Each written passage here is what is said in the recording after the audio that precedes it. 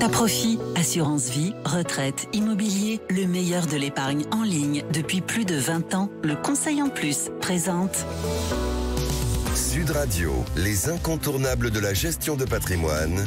Thomas Binet. Et nous nous retrouvons comme tous les jeudis soirs avec notre consultante Catherine Bodneau, qui est directrice marketing, offre et communication chez Alta Profit, pour parler de gestion de patrimoine. Bonsoir Catherine. Bonsoir Thomas.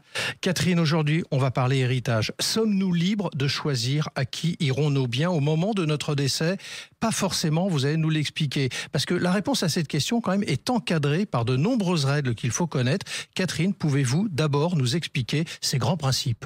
Alors, la transmission d'un patrimoine en France est encadrée par le droit des successions. Oui. Il y a deux grandes notions à connaître. La première, c'est la réserve héréditaire.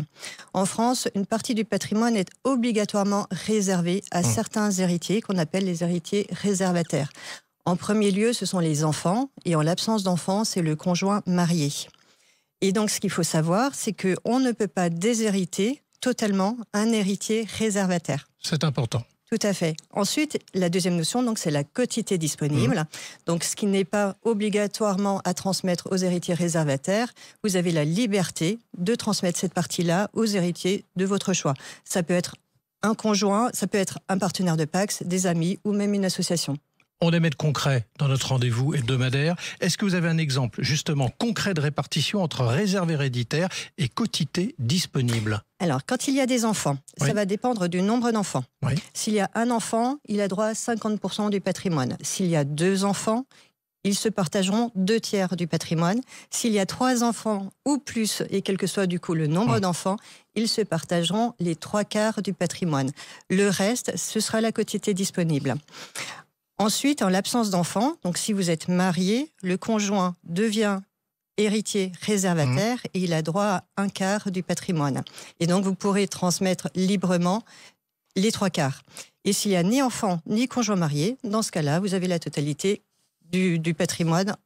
Vous êtes libre de le transmettre à qui vous souhaitez. Comme on le souhaite.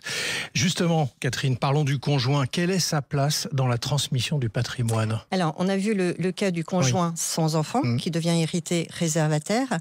En présence d'enfants, le conjoint marié n'est pas réservataire, mais néanmoins, il est protégé par la loi. Donc, s'il n'y a pas de testament, il peut hériter soit de la totalité de l'usufruit, soit d'1/4 de la pleine propriété.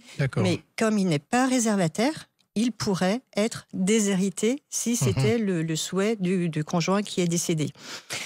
Ce qu'il faut savoir, c'est que là, on parle du conjoint marié. Un partenaire de Pacs ou un concubin ne sont pas des héritiers légaux. Donc, si on veut leur transmettre quelque chose, il faut faire un testament. D'accord. On dit souvent que c'est pareil, mais en fait, c'est pas pareil. Le Pacs ou le mariage, faut bien relever cette distinction. Alors, si on souhaite transmettre à quelqu'un en dehors de la famille, comme un ami ou une association, on doit s'y prendre comment, si c'est le cas? Alors, c'est possible, dans le cadre de la quotité disponible qu'on a évoquée tout à l'heure, et il faut absolument rédiger un testament. D'accord. Ensuite, il faut toujours rappeler qu'on a l'outil de l'assurance vie, qui est un excellent outil pour la transmission, puisque ça va se passer hors succession. Et puis, il y a surtout un cadre fiscal extrêmement avantageux, surtout si on est sans lien de parenté. Mais en revanche, quels sont les risques si l'on ne respecte pas les règles de réserve héréditaire et de quotité disponible? Alors, si vous dépassez la part que vous pouvez transmettre librement, les héritiers réservataires qui se sentiraient lésés peuvent demander une action en réduction. Et donc récupérer la partie qu'ils auraient dû toucher. Alors c'est important, mais en plus ça peut entraîner des conflits familiaux, ça peut entraîner des contentieux judiciaires, donc autant préparer tout ça en amont. On va éviter de se retrouver devant les tribunaux. Alors en résumé, quel conseil donneriez-vous à quelqu'un qui veut organiser sereinement la transmission de son patrimoine? Comme toujours en matière de gestion de patrimoine, il faut anticiper et ne pas hésiter à demander des conseils. C'est très complexe, la matière est très complexe, mais il y a énormément d'outils qui permettent vraiment d'apporter des réponses à chaque situation. Merci Catherine, et on vous retrouve jeudi prochain pour un autre numéro d'Oser investir, les incontournables de la gestion de patrimoine. Et pour ce qui me concerne, je vous donne rendez-vous dès 9h30 dimanche matin dans la matinale week-end. Sud Radio, les incontournables de la gestion de patrimoine. Thomas Binet. Avec Alta Profit, assurance vie, retraite, immobilier, le meilleur de l'épargne en ligne depuis plus de 20 ans, le Conseil en Plus.